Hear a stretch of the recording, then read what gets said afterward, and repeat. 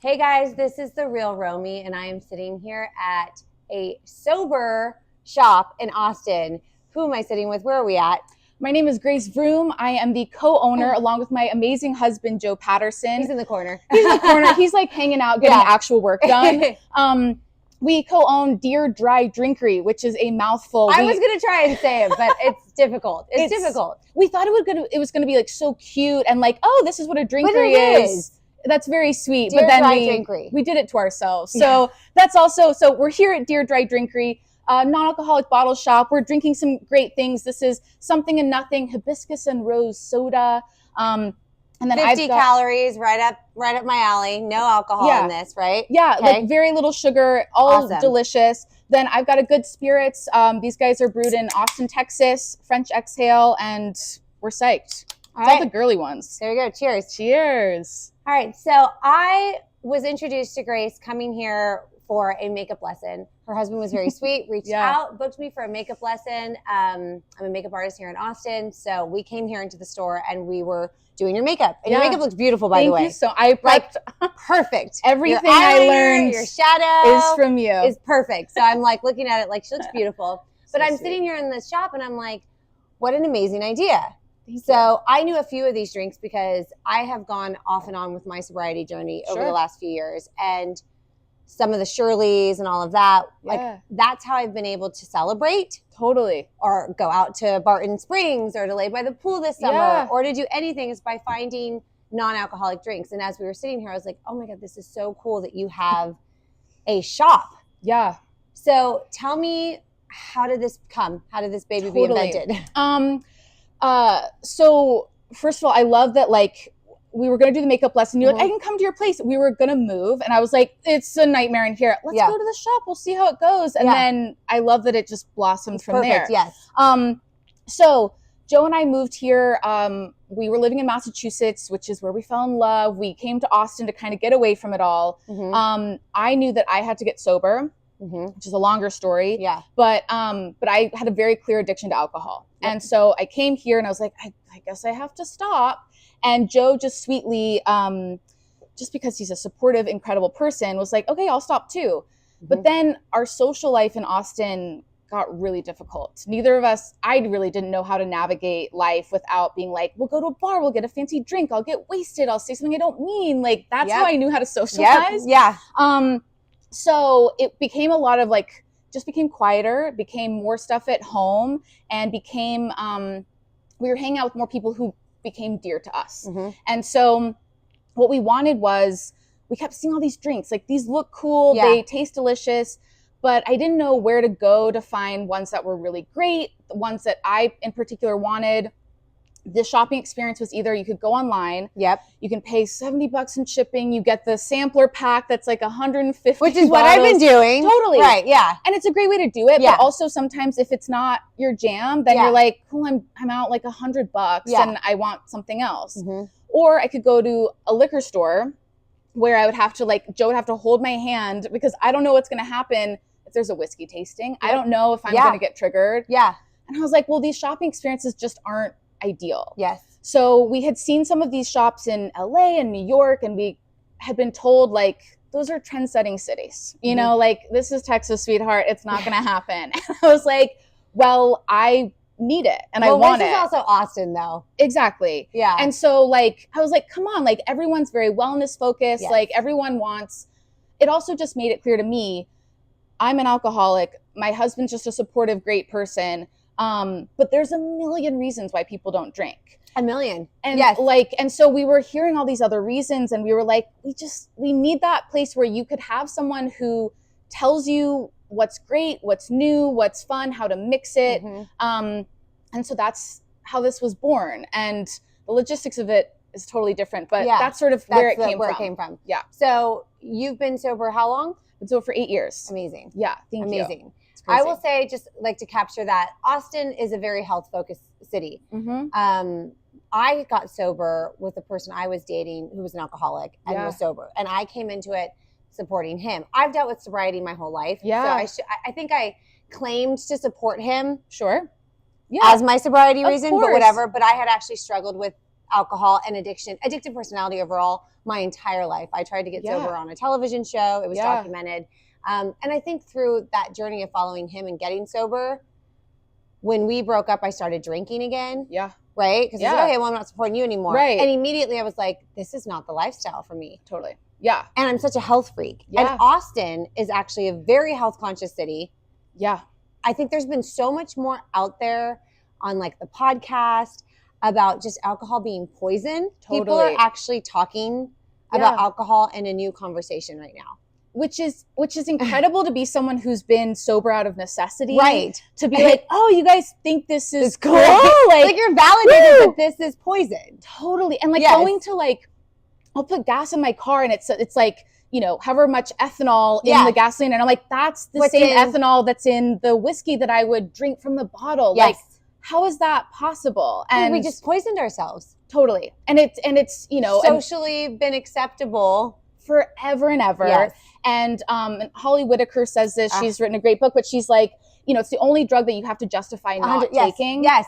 Which is maddening. Like somebody asks you if you don't drink. First of all, they're saying like, okay, I don't drink. They assume you're an alcoholic. Right. They assume you have an issue. Yeah. A lot of people right now just aren't drinking. Totally. Right. For health reasons, workout reasons, many different reasons. Totally. It's no longer, I don't think, as shocking to people when someone says I don't drink. I feel like we're also more comfortable owning our alcoholism. Totally. Which used to be such a like, I mean, like I went to a women's college, which I thought would be like, no, everyone's going to be drinking tea. But like, it was all these like rebellious girls being like, I'm actually going to drink tequila straight from the bottle as a way to rebel against what people think about women. Yes. Which ended up silencing a lot of us because we were hungover all the time, tired. Yeah. And it turns out we weren't able to actually, you know, use our thoughts to like actually talk about what's going on because we were just drunk all the time, thinking we were being cool and setting a new standard of femininity. But that's the opposite of what was happening. Completely the opposite.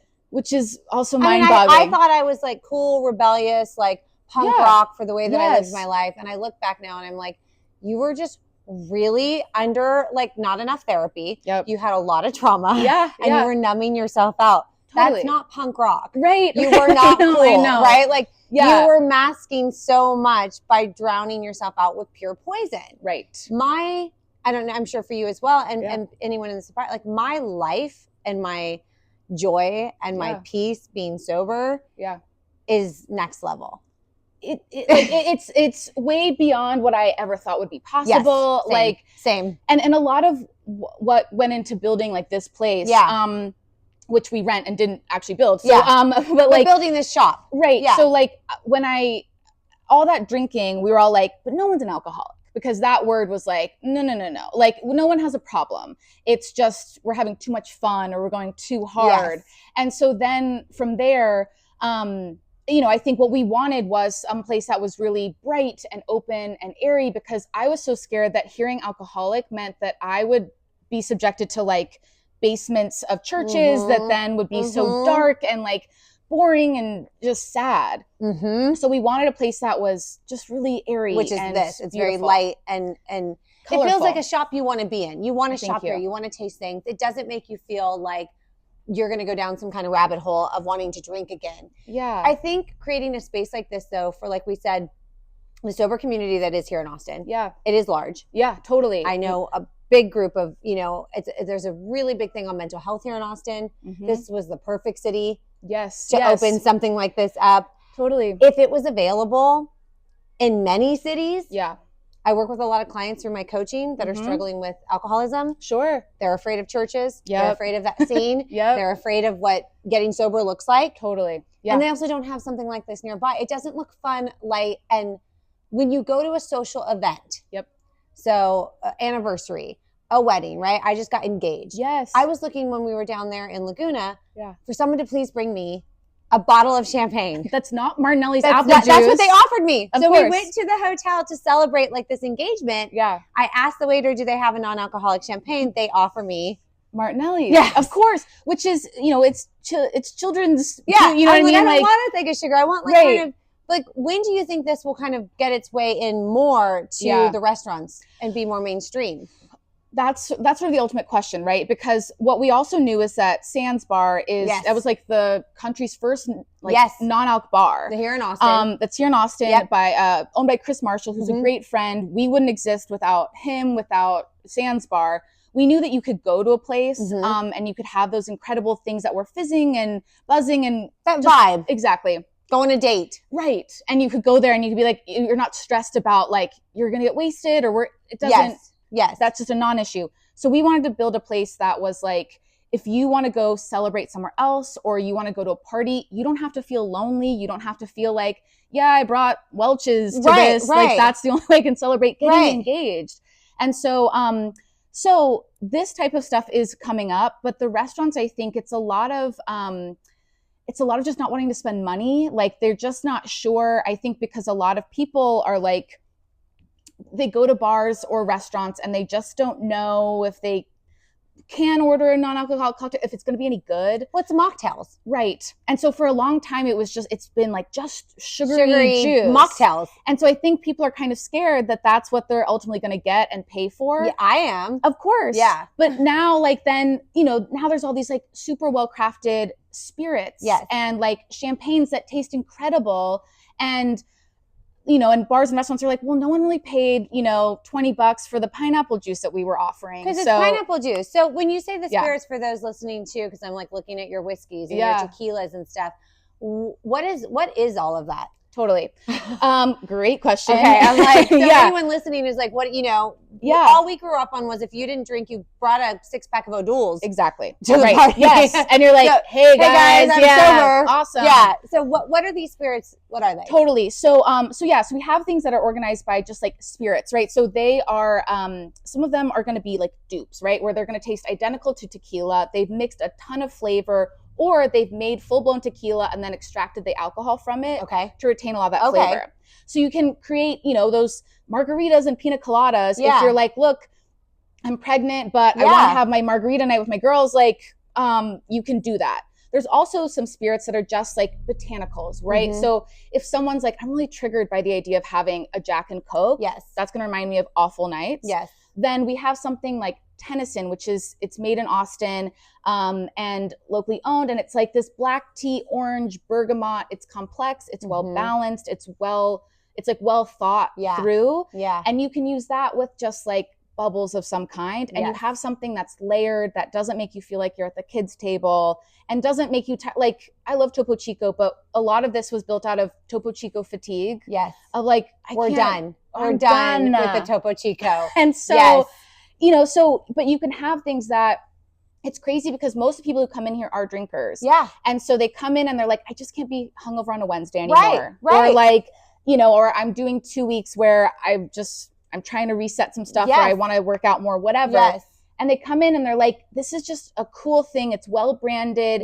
It sounds intriguing because it has lion's mane mushrooms and whatever. And relaxing. Totally. Well, I have clients that we do like sober nights with them. So it's like maybe they're not fully getting sober, but they need a few sober nights. Okay, but they're addicted to the physical part of having something and at dinner. It makes them, they need something in their hands. So this gives someone something without, I mean, it caters to everyone. Totally. This isn't just sober people. And I think too, what we wanted was like, I know when I first got sober, I was so nervous. Like I was like, oh, I'm a non-drinker now. That makes me a completely different person. And that makes like everyone I hang out with act differently. But that just doesn't have to be the case. No. The line between drinker, non-drinker is becoming less opaque. It is. It's a crossover. We all just want delicious, sexy, cool drinks. And so you can find that here. They just happen to not have booze in them. Like that's it. And so we also have stuff that's functional. So for people who are like, I need to relax or I need a mood boost, like there's all sorts of stuff like that that's available, that works, that's like helpful for your brain and your body. And you can get what you think you get from alcohol. Where like, I was like, I just want social anxiety, like gone. Like I want to be funny. I want to be loose. And that was what I thought it did.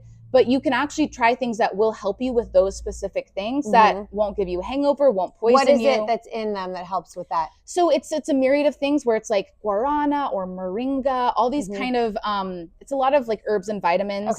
And there's a lot of brands that we think like blend them really well. Some of them use it just for marketing. But some that's why we also have tried everything in the shop so that we can speak to everything in here. Yeah.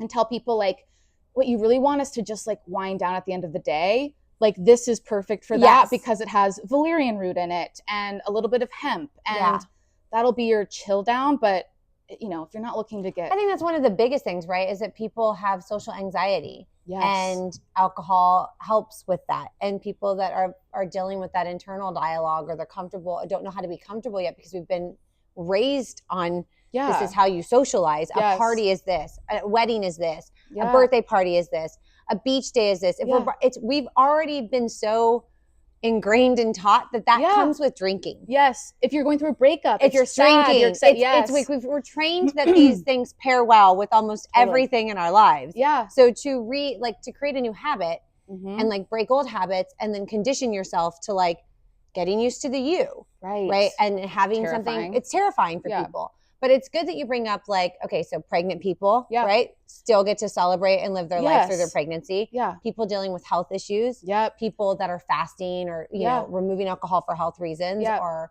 working out. People that don't want to drink but still want to go to a party. I don't like to socialize as much anymore. Sure, me either. At all. Yes. And I was like the girl on the table, you know, drunk, falling off with concussions with cameras for decades, and now I'm like, I love to be home. Yes. I don't love to socialize, and maybe I never really did. Right. Maybe I really wasn't like that, but it helped you feel like, helped me feel like that. Yes. But now when I do have to go somewhere, I feel so much more comfortable at least bringing something in that situation. So by the pool, like I said, or Barton Springs here where we all lay out, or for my birthday and stuff like that, I like having that option. Yeah. But, and even just at home, like doing the whiskey and making like a cocktail at night. It's a ritual. It's a ritual. Yes. It's a celebration tool.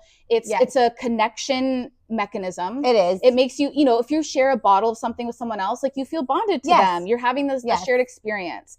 And so we think that alcohol is necessary for all of that to happen. And it's just not. No. And so I could not relate more to like, I used to be the life of the party and I used to do whatever. Yeah. And then I was like, I didn't want to do that. No. I wanted to want it. And so I pushed myself. And it's once you become, you know, you've become comfortable with who you are. And it's a whole new journey. Well, that's a whole new, that's another journey. And I've been on and on of that for years. But I think a lot of times you start to find yourself more. Yeah. You start to find, like you said, I think that's a huge part of like the sobriety too, and the connection with having drinks and like food and the things that bring us together. But you start to find your people. Right. Yes. The people that are actually are your people. Yes. That you are connected to, that you can have conversations with, that you remember. Yeah. And it's not based on, oh my God, I think I talked to that person, we were wasted that night, or none of that type of connection happens anymore. So there's deeper connections. Yes. There's more of an experience that you come home with, right? You're rested afterwards. You remember it. Yeah. It's a whole different lifestyle. Right. Which we're not really equipped to handle, I guess. Yeah. Because we're told like, this will be easier with this. This will be easier with that. And that's part of a capitalism, blah, blah, blah. Yeah, 100%. But all of that, like you said, like it can, what you're learning is to be authentic with yourself, authentic with other people. You come to realize sometimes the people that you surrounded yourself with, I was so nervous that people would be like, you were more fun when you were drinking. No one thinks I'm fun anymore. By the way, I'm not getting any invites anywhere, people. Like people see me and they think I have some like, it is as boring as boring comes, and I'm so happy. Which isn't that so gratifying? I'm so happy. Yes. Don't invite me. I don't even want to come. I'm just like, I'm so happy with the few people that get it, that I see within my window of time, and occasional like celebrations. But I believed, okay, I know that I'm going to go to a party tonight. Right. I'm the party girl. Yes. This is what they expect of me. Let me put this on. I'm going to do my song and dance. I'm going to make everybody laugh. I'm going to make everyone feel good, and I'm going to feel completely exhausted and drained and blacked out by the end of it. And you won't have connected really with anyone. You won't have felt renewed or rejuvenated. And you're just like, what? Like, so in reality, maybe you can do that, once in a while, right? But because it feels right. Authentic. And And isn't that so much better than all of these sort of like fake, that's not your fault, right? No, like it's not none of our fault, but we're just taught that that's a character that we play. We're able to put on that mask because we have alcohol. And what an awful like narrative that's been told for us. It's been part of society forever. Ever. Yeah. And so I'm really grateful. So as a mother, you know, I have a daughter who's watching me. Yeah. She's watching me not drink. Right. She's watching me work out. She's watching me be sober. She's 8 now. She'll say, like, you don't drink. She goes, oh, I don't ever want to drink either, Mom. You know, because she's like watching that my life is still fulfilled and happy without any type of drugs and alcohol, right? So she sees that, and I'm like, okay, this is an example. Yes. For her, whether she chooses to drink and do her thing, whatever, she's always going to know that I set some standard for that, which we didn't really grow up seeing this big movement. No. That was not like taking care of yourself. That was in not general. a big movement that any of us, you know, our parents smoked, they drank, like anorexic. Everybody was trying to be Kate Moss. Yes. The amount of dying, zone bars. Yeah, like people so were starving much. and shooting hair. Like we did not grow up in a society where they've had women just like empowered for being really healthy, really strong, you know, taking care of themselves. Right. Boring. Like that wasn't what we looked at as cool, but but it is cool. Yes. And you guys, what I want to say about the shop is you make it look cool. Well, thank you. You make it look fun and cool and like you want to be a part of it. Yeah. You want to know what's going on. You have questions. I imagine a lot of people, like you said, even that aren't sober, want to be in here. Yeah, and that's the biggest compliment I could have ever asked for. And so I think that I wanted to create a place that I would have been attracted to. Yes. That I think and I try not to beat myself up too much, but I'm like, I wasted so much time just being like, it won't be fun. It won't be good. And I got so lucky that I had someone who was like, well, I'll go with you. And I'm like, well, you're fun. When we do stuff together, that's fun. That's fun, yeah. But if I didn't have that, I don't know where I'd be today. And so I feel really lucky to have that support. Yeah. And I want to take that support and then be that for other people. Anytime you find something that works really well, I'm like, I want to share it with people. Exactly. You're doing the same thing. Yes. I want to share that with somebody else. Yes. My mom recently is going through health scares. And so the last month could not drink. Yeah. At all. And I'm telling you, I was at home with her watching her try and order her mocktails all over town. It was tragic, you guys. The shit she was drinking. Yeah. Like, she's used to her drinks. Of course, yeah. And they didn't really have anything like this. She's like a vodka martini that's not. No, and they were like, here's your, your grape juice and your Topo Chico mixed with Enjoy it. Enjoy it. Yeah. $17. Yeah. Exactly. And I was like watching her, I was like, man, it needs to become something that is like more available. There needs to be more of this. Yeah, yeah. What do you think in terms of, because profit and money and we like to keep people sick and hurting? Yes. Would that hold back this becoming something huge? I mean, yes and no. Okay. What's great is like, TikTok and social media is like, it's my husband and I always have this argument, but I'm like, it's an angel and a devil. Yes. In that, like, I think it's a great way to spread messages of all sorts, but I think spreading messages of like, I got up and I did this today and it made me feel really great. And it was actually more rewarding than going out and getting wasted and blacking out all night. Yes. And that's huge. And to see that younger people are setting that, I mean, I'm looking to like younger generations to be like, what socks do I wear? Yeah. Like, what am I supposed to do today? Yeah. And so the fact that we're looking for trends in drinking and health is huge. And so I think we're also seeing it with like all these big booze companies are now have non-alcoholic options. So they're seeing that there is a profit there. I will say though, I went to Alanis Morissette just recently at, where is it? Or one of the Moody's. Yeah. I couldn't get like a non-alcoholic in there other than a Budweiser. Of course. Yeah, right. Through the entire venue. I was like, how do we just have Budweiser non-alcoholic? And that's a frustrating thing because it is like, like this is a small shop. This is a small business. We aren't billionaires yet, but it is good verbiage. I just want everyone to hear her verbiage. That's how we speak here. Okay? Yeah. And so that's, it is like, it's very much a labor of love. We put our savings and everything into this, and it's still like a scrappy kind of house that's like it's so funky and paint chipping or whatever, right? But it is like, yes, I think profits are, a lot of these companies are seeing that it is profitable, that people are doing this not only as like a trendy thing, but for a long-term thing. Yes. Whether it's weekly or daily or every month, it's continuous. Yes. And so I think once that attention is there, which it has gotten that attention, despite, Sandspar's been here for 10 years building this stuff when it was really, everyone was like, no way. For real? Yeah, 10 years ago, I can't even imagine. It wasn't happening. No. Like, it wasn't happening, people. And so I think we're getting there. It is like, I think restaurants, I know that that's also a very expensive business to run. So they want something that's going to be a sure thing.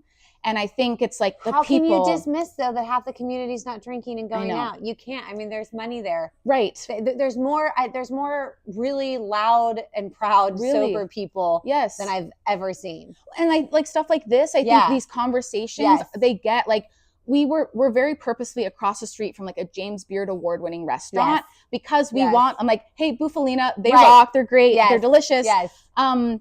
But that's because they have a long line. And so then the amazing host over there will be like, come on over.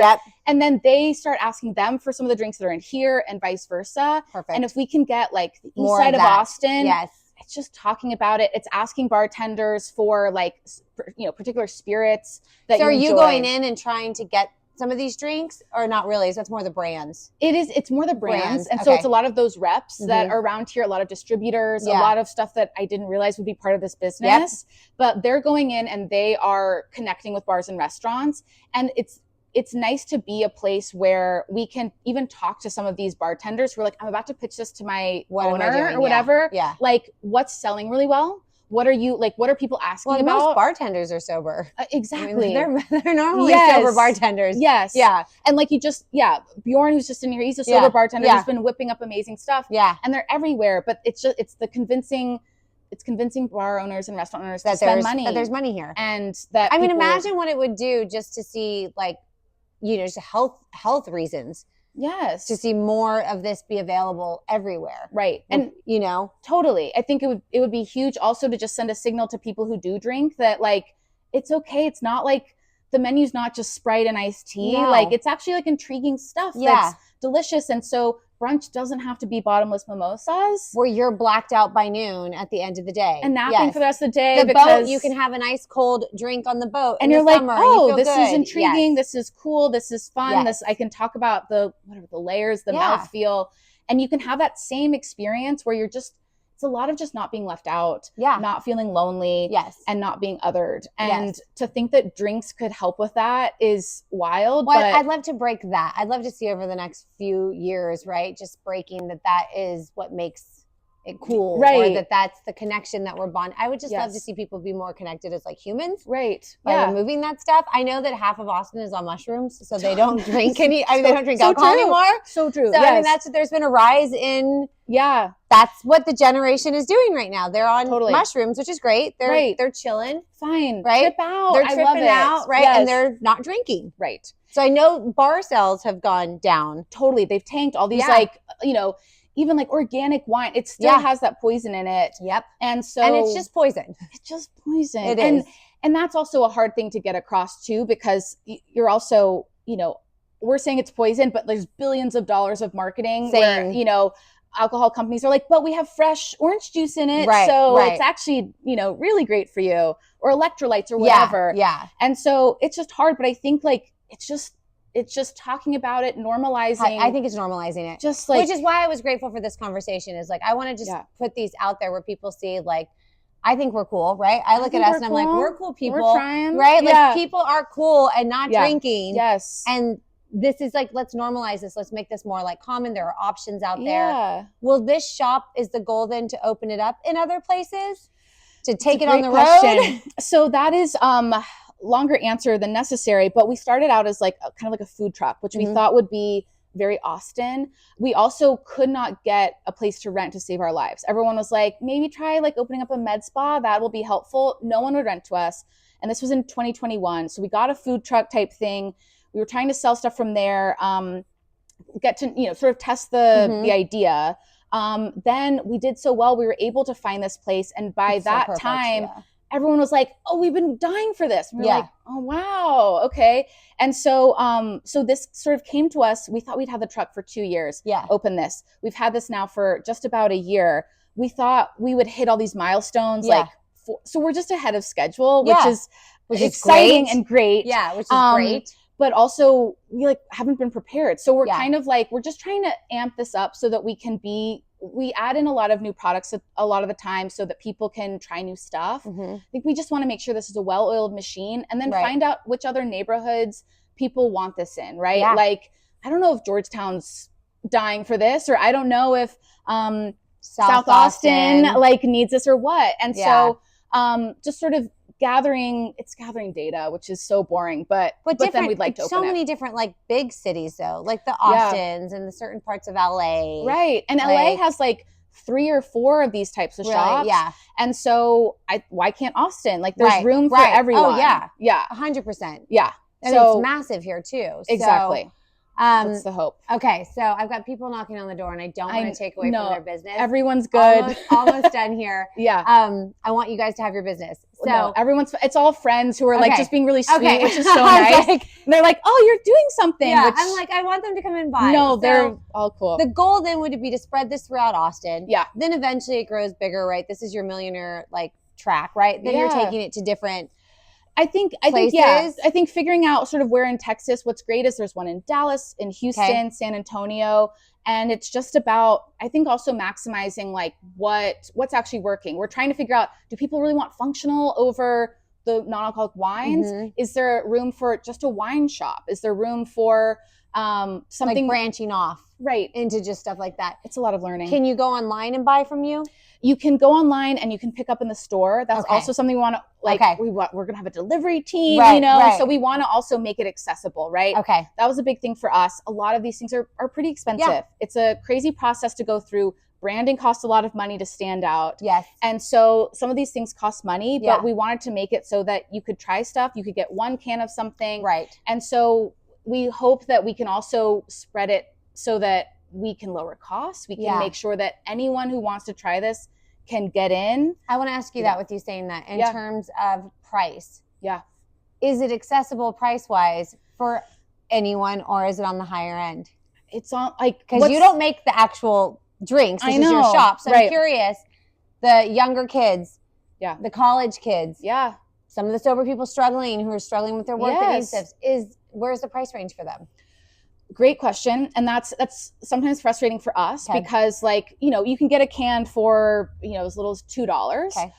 But we have, our highest priced bottle is $80. Yeah. And so it's pricier. Sometimes these things these are luxury items. Mm-hmm. And I hope someday that they aren't. And that's a dream because we have to buy these at a very high price. Of course, and in our margin, whatever. But we want to be able to offer these. And so that's also, if more people buy them, then they're able to lower their prices. Yeah. So rich people come out and buy everything so that the prices and everybody can buy them. Everyone can get it. Because you don't want just the rich people to have access to this, right? You want everybody to have access. And when I think of so many of the sobriety programs that are here in Austin and the young sobriety ones that are here in Austin, I would love to see those kids, and those students knowing that this is available. I'd love to see how cool, a college kid taking a 6-pack of something here to a party. Yes. And there's something called UT Shift at UT Austin. Yeah. And they're doing bartending at college events. Yeah. And I would kill to see at some frat party, someone a sober bar. Please send me a video. I'd lose my mind. I'd lose my mind. I would lose my mind too. Yes. It would be very amazing to start seeing, I'm saying, younger kids start this. Right. Not just the older ones here that were we're over our drinking days. Yeah. But but a younger generation to really take on this lifestyle. And something because that's the thing, right? A pack of Rolling Rock is going to be half the price of, whatever. Which is what they're doing. Right. Yeah. And so that's White Claw. easier. They're all on White. I don't know if that's they're all on White Claw. I'm too old. They're sniffing White Claw. The kids are on the White Claw. Totally. I'm I don't know what they drink, but I just know it's shit and it's cheap and it's poison. Right. And one day when my daughter's in college, I pray that she's bringing one of these. Yes, right. This is what she takes to the party. I'm not the other shit. Totally. So, in terms of kids drinking, driving, there are so many reasons. It doesn't have to be that way. Think about how many times you were just pressured into well, I want to do what everyone else is doing. I want to be part of it. But if being part of it is being conscious and aware and connecting in a way that isn't fake and based off of poisonous fake products, then that'd be so nice. It would be a magical world. It would be a magical world. So I'll ask you this then, and I appreciate you letting me come in here and be in your shop. And I'll put the link so everybody can see where this is here in Austin watching. Thank you so much. Come check out this shop, and hopefully we do see, which we will, more of these out there. Yeah. What is your message to anyone out there that is interested in this and doesn't really know much about it? Yes. So I'm come on by. Like I'm the one who's in here, or my sweet husband, Joe. And our hope is that you come in the door and you will be greeted by someone who's excited to see you, excited to talk to you, whether you're drunk already, it doesn't matter. And like, we'll answer any question you have. I tend to talk to everyone for like, I clearly yap. So like for like 30 minutes per customer, I just want to like know if this is, for whatever reason it is. Okay. So my message is like, just come on out here, like come to a party. We have great parties and it's so fun. It's even helped me like enhance my ideas of how people can socialize without booze. Because you throw parties here. Yes. Yeah. And so we have our 1-year birthday party on August 25th. Yay! And it's a lot of free drinks. It's also our way to thank our community. Amazing. And the people who come here are So this is awesome. your 1 year this month. Yeah. That's awesome. We're a baby. That's so exciting. I feel like 100, but that's how it goes. Okay. And it's super fun. And this is a great way to celebrate. Yeah. So thank you. Yeah. It's like, that's amazing. Next month is my 1 year sober. Hell yeah. Yet again. Yes. Yet again. So look, I'm like, this is perfect. Yes. And for so many people, it takes a while. And I think that too, like, if you think it's all or nothing, that it could not be further from the truth. No. It's open for exploration. It's open for conversation. It's open for failure. All of it. Yes. Like, because you're always learning. Yeah. And so like, there's delicious stuff. There's literally zero judgment. Like we've all been through crazy shit. And so, come and hang out and get a hug from one of us or whatever and try. And they can go on your Instagram. Yes, that's really where I like communicate. Is that it's like our message is? So board. That's Dear Dry Drinkery. Killed it, girl. Killed it. Yes. Okay. Ambassador. Yeah. So you can go in there, check everything out. Yeah. Like she said, if you're here and you're coming through Texas, you're coming you're visiting, everyone's visiting here. Yes. Come stop by here. Definitely grab something, try something out. And like she said, I think that's a good message. The sober journey it's ups and downs. I've gone through it since I think my first AA meeting, I was 13. Whoa. Yeah. So, yeah. I've had a DUI. I've spent the night in jail. I've been recorded on television, blacked out. I've had a messy relationship with liquor my entire life, but I've gone sober for 2 years to 3 years to now another year. Great. And you always get to like bounce back on. Yes. Like you always get to retry. And if it's something you've been thinking about or wanting to explore or just see how you feel, there are options. And people who want to like, there's nothing that we haven't heard about. I'm like, it's all okay. Whether or not you're just like, I don't know, it feels weird. I get kind of sick or something, to like, I don't know how to stop blacking out. Yeah. Like, we're here for you. Yeah. Like, and if it's not us, it's someone else who's been here, and everyone just wants to connect and that's it. They're here for you. That's it. And there's options. So I really appreciate you guys opening this year. I know you guys have gotten a lot of love. I'm honored to be able to talk to you guys because everyone's written them up. Everyone's posted them out here in Austin. So I was like, this is just such an incredible place. So thank you. Happy anniversary. Thank you. And that's it. Cool. Thank you so much.